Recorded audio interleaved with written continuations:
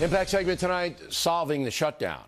Late today, President Obama met with Democrats at the White House. Republican leaders will speak with the president shortly. Joining us now from the White House, Ed Henry covers the president for us. So, a little confused about President Obama's leadership here. My theory is it goes back to the Syria situation where he looked weak and he knows it.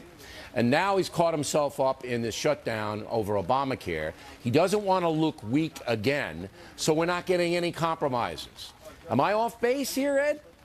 Well, part of the reason you're on base and off base. I mean, I think in fairness to him, one reason why he doesn't want to compromise with the Republicans is he thinks if they just threaten default that, outside economists who are not affiliated with the White House say could bring down the economy, it's a mistake for any president, either party, to get into a tit for tat on that kind of thing and look like, as the president said, you're being held hostage. On the other hand, where I think you're on base is that what has not been sustainable for the president is this talking point again and again of, I'm not going to negotiate under the threat of default. He's got a Democrat for the first time, Joe Manchin from West Virginia, a conservative in the Senate, who came out in the last 24 hours and said, you have to negotiate, even if it's over a potential default. That's why we're in Washington, to negotiate with the other side. And so he's only one lone Democrat. There may be others under pressure who in the next few days may come out as well. But that's not sustainable for the president to say, I'm not going to negotiate. Okay, but it's a leadership issue, and on every front you're seeing the leadership in chaos. The rollout of Obamacare is chaos, and everybody knows it, okay? So that's not working out well.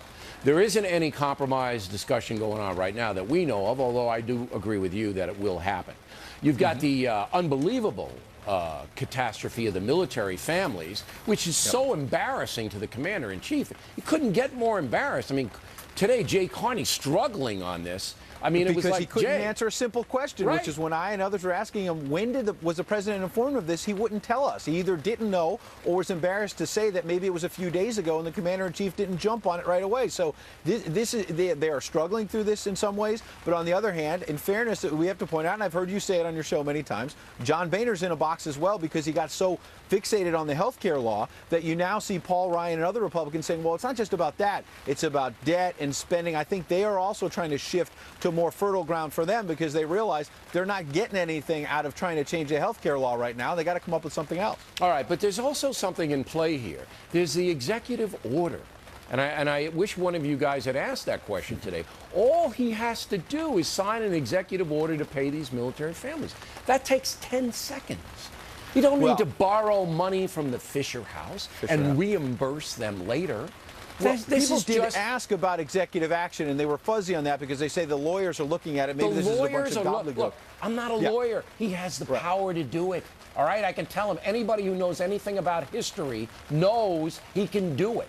So this is all BS. Now, talking about BS, what was that press conference yesterday? What was that all about? I mean, if the Huffington Post, why don't you just put a "We Love President Obama" T-shirt on and sit there and just parrot back everything he says? What is that?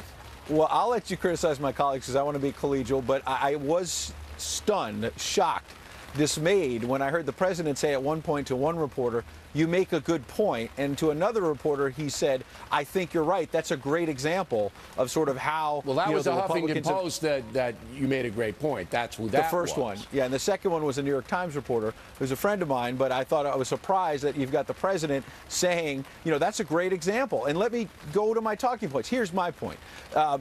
We as reporters should not be teeing up this president or President Bush before him or the next president after him, teeing him up to give his talking points. We're supposed to be challenging power, challenging authority. When I was covering President Bush, if I had gotten up there and teed him up to give his talking points about the war on terror, I would have been pilloried, and I never would have done it, and I wouldn't do it with this president either. Well, it's a different tone, though, now with the White House press corps because it's almost divided into straight reporters and ideologues, right?